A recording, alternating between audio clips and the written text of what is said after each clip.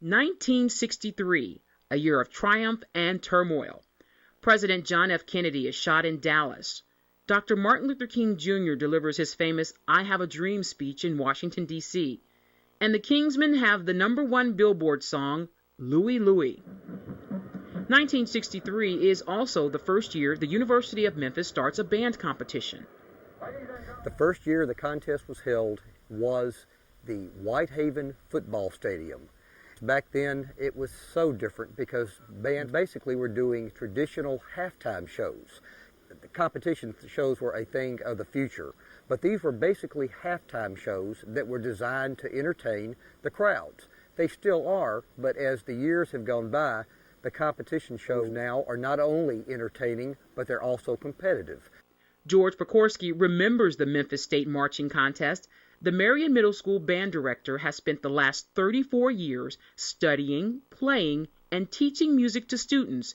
You can call it his passion. And I feel like I have a gift to impart musical knowledge to students. And as a result, that's where I feel I need to be, and I don't really want to be anywhere else. Pokorski has used his gift to watch the Memphis State Marching Contest evolve into the Bandmasters Championship, which now attracts bands from across 4 states. He remembers when Milan High School won the first contest in 1963. He also remembers an interesting fact about the second contest. The band directors couldn't secure a location, so the contest ended up being on the campus of then Memphis State. The organizers made a makeshift field by lining off a 100-yard area.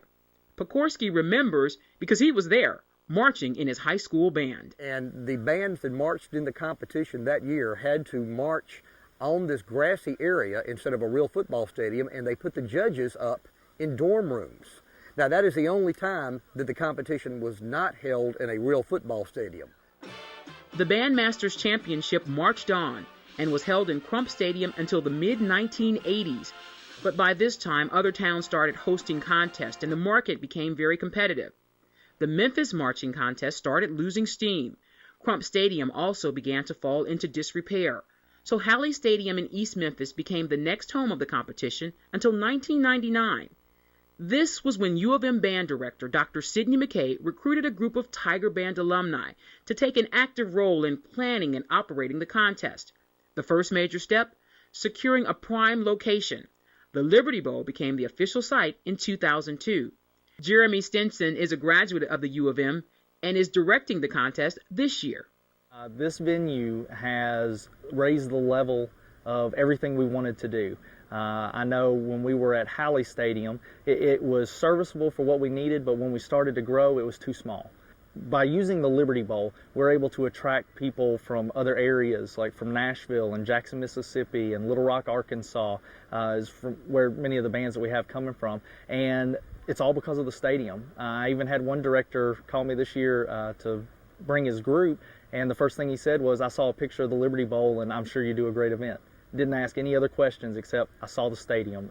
The alumni also changed the name to the Bandmasters Championship in 2002 and revamped the rules, band classifications, and awards.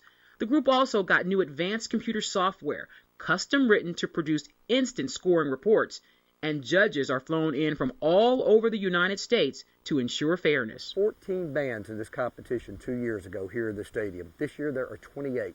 That says something about the efforts of the alumni and what they've done to make this competition real again. In fact, for me, this is rather nostalgic because I used to sit up in the stands and watch this competition as not only as a director, but as just as a spectator if I didn't take my band there. And I was like a kid in the circus when there would be 30 or 35 bands there. And this year there's 28 bands again, and I can't tell you how overjoyed I am that this has happened. The future of the Bandmasters Championship seems to be hitting a high note and strutting in the right direction.